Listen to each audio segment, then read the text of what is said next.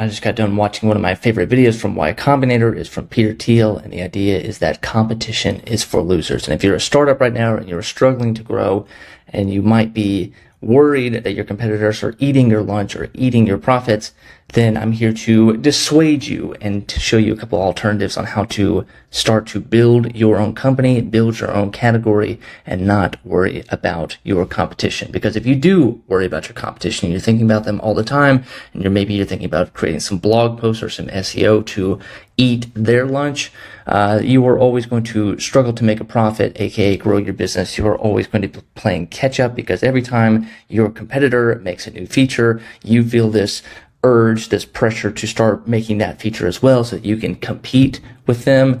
You will never escape, because every time they come out with something new, a new update, you are always going to be under their thumb, and you are never going to feel like you are running your own company. Anytime they have a big news update, they have a big acquisition, you are always feeling like you're working under them. You're never your own company, blazing your own trail, creating your own vision. You are working for your competition.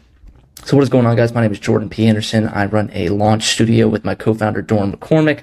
We've made over $50 million for our SaaS clients. And today I want to show you a couple ways on how you can avoid this competition trap and really believe the idea that competition is for losers. And then I'll give you a couple of alternatives on how to start to build your own company and create your own point of view in the world. So I love this idea that competition is for losers. He's talked about that what you truly want to be is a monopoly. You want to own this entire category. You want to, if you're competing with somebody, you're losing, because you're always just going to be fighting against each other rather than creating something new and innovative in the space. Maybe you have considered doing some blog posts, or you consider doing the us versus them or blank alternatives. One that comes to mind recently in the news was Lemon Squeezy that got acquired by Stripe. They on their site have Gumroad alternatives, or Kajabi alternatives, or us versus Kajabi, us versus Lemon Squeezy, us versus Gumroad, and you're playing this competition. And what you're actually doing is, anytime you have those kind of blog posts or those things in your footer, trying to get that SEO hack, is that you're giving competition, you're giving them free real estate. Your customers, the traffic that you have driven to your site, you've worked your ass off to get these customers here, to get these people to learn about your page and look at your product. And the last thing you want to do is to send them off to a competitor or give them some new idea about a competitor that they've never heard of. So if you want to, we're going to try to cover the entire spread. We're going to do us versus every single competitor. We'll create a blog post, we'll create a page for it so that we can drive traffic. So anytime someone on Reddit is searching blank alternatives or us versus us, them, that you're actually inspiring your customers to leave you, because they are, once they're on your site, they're here, they think that you are the number one priority, and you're actually, sometimes I'll go to these sites and I'll get ideas about other companies that I had no idea about, and now I'm on that other competition site learning about their product, learning about their offering, as opposed to focusing just on you. You're giving your competition mind space, and you've worked your ass off again to drive that traffic to your site and keep them here. What it also does with the comparison trap and trying to be better than the competition is, you'll go and create those little matrices, those little tables. What you're actually doing is you're attracting the cheap, fickle customers that, if your app doesn't have this one feature compared to your competition, then they're going to go over there, and the moment that you create that feature, they'll drop them and come back over to you, and then you just have this constant flip-flopping customer that is always churning, that maybe they are here for a month and they're gone the next, and they're back on month 3, and it's just this kind of very stressful churn cycle that you don't want to be a part of. You're always going to be under the thumb of your competition, because if they come out with a new feature that you don't have, or you're always in the customer service talking to your customers about, okay, yeah, do you guys have this? Do you guys offer this? Do you have this feature?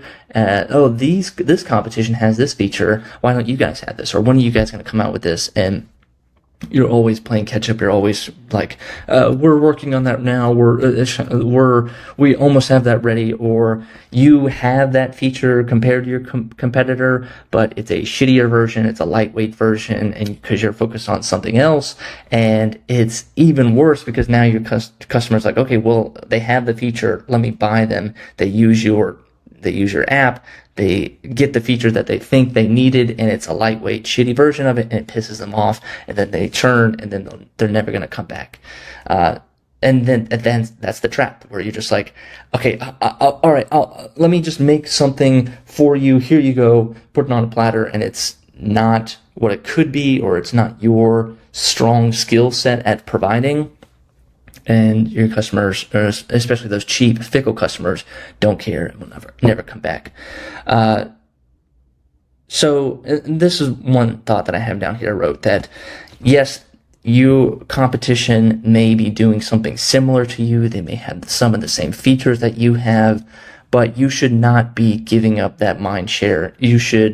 Your customers are here, and your customers may not even know about the other competition. And the idea is that they're here first. They don't know about other competition. They're here for you. They think you are the solution. So give them the solution. Don't give them an out. Don't give them some other idea to provide. It's just like, if you don't like what we have, go to our competition. So this is, again, so if you're ever the SEO play, it's SEO. We're going to show up on Reddit. We're going to show up on all these comparison sites. People are comparing us anyway. Let those people compare the two of you. Let them do the reviews.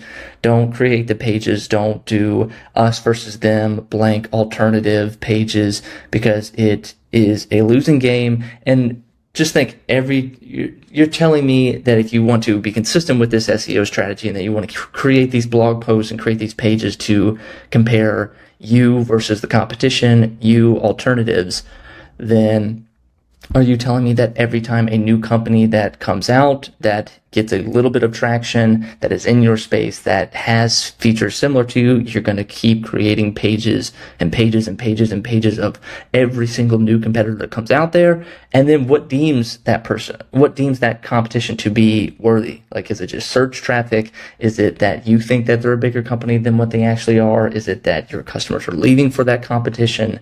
Again, it's a losing game. You will never win. And it's just this trap that you fall into, and that you think you always have to give your customers the answer of like, well, why aren't you like them? Or why don't you have this feature? You don't have to worry about that. So let's give some practical advice now. Don't fall into the better trap. I would just say, flat out, ignore your competition. Don't worry about what they are doing.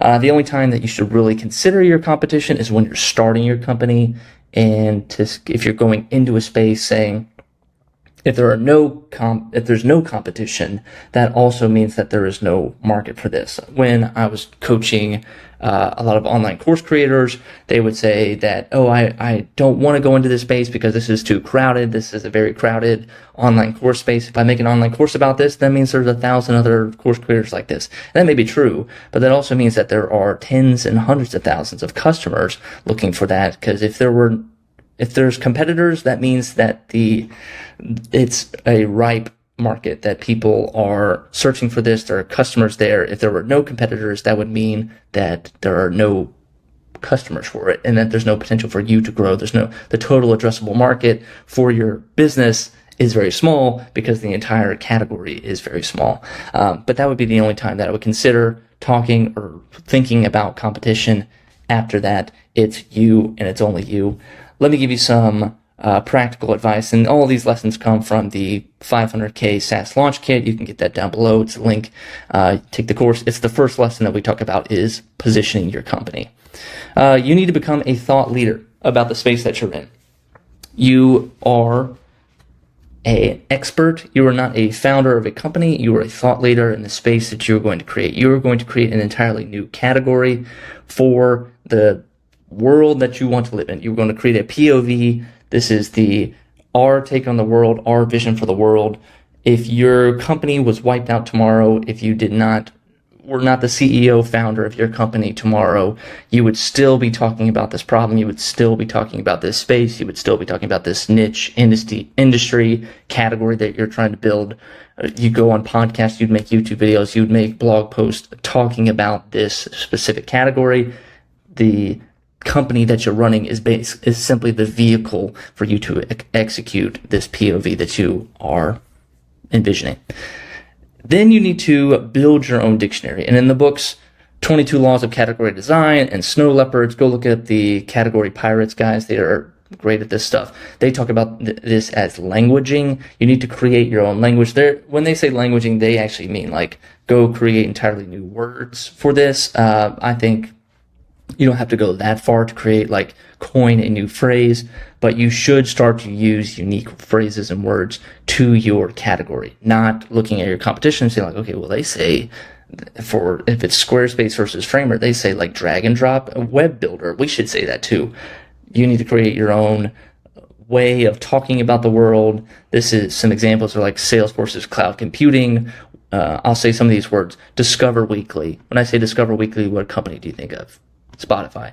One-click ordering. When you think of that, what do you think of? Amazon. Tesla's Autopilot. These are words that you say them so many times at your company. They're unique to what you do at your own company in the category that you're trying to create. Even how you talk about your customers, how you talk about your features, how you talk about the solutions that you provide, the words that you use on your website, all of that is you need to kind of create your own little dictionary. And again, I'm not talking about just making up jumbled words or the words that people have never heard of. I'm just talking about words that are unique to your world, to your category. I've already said it here. You need to create your POV. A POV is what you think the world should be. That the world is like it is now, and this is the future world that you want to create. This is our point of view on the world, POV, and that's where you start to create the us versus them mentality. When this is the world that we want to create. This is the company that we are using to create that new world. Are you with us or against us? That's where you need to kind of create that competition, where you need to create the in group of all your customers. These are the people. You are a true believer in this cause. You are a true believer in our world. It's not to say that you're making a cult, but you need to kind of create that little cult mindset that people that hear, people that work for us, people that are our customers, all believe in this one sole vision of creating a new world that looks like this, X, Y, Z, A, B, C. You just list out everything that you think this new world should be, and that is what sets you apart. That's where your opinions come from. That's where your take on the world. That if you ever have hot takes, if there's any industry news, it always goes through the filter of your point of view. You need to own a word in your customer's mind. Again, this is talking about building your own dictionary. It's not a drag and drop builder. It's a, AI website builder. So I don't know. There are some certain words that you can create with like Spotify's, again, like the Discover Weekly, the one-click ordering, Autopilot. It's all of these reduced down to like basic features, but how they frame it, how they talk about it, it sounds bigger than what it is, and it sounds unique to them specifically. And then it puts your competition on their heels because they want to go create something just like you that sounds unique to them and now you have the competition work for you as opposed to the other way around. You need to educate about your category, and it's not you versus your competition. It's not blank alternatives, us versus this. We are blank alternatives to this. It is category versus category. It's not the website building category. It's not the checkout space category. It's not the AI chatbot category. We're building this entire new world over here. Everybody else is everybody else, and that's what we're comparing. It's not it's Apple versus Android. It's not smartphone versus smartphone. It's intuitive design versus mass global phones. It's just like there's no comparison. It's just one category against the other. So I hope that gave you guys some inspiration. What I really wanted from this video is to give you guys permission to not fall into this competition trap, to fall feeling like you have to do feature parity, that you have to go tit for tat with your competition, that if you're hearing from your customers all the time, or in the support groups, or your sales calls are failing, or people are not signing up for your app because you don't have this specific feature, then you're always going to be playing catch up, and it's a game that you could not win. And instead, you should be focusing on building your own category. So, but go check out that video, Lecture 5, Competition is for Loser, Peter Thiel. Amazing video. Thank you guys for watching. My name is Jordan P. Anderson with Nice Sight Studio, and we'll see you on the next one.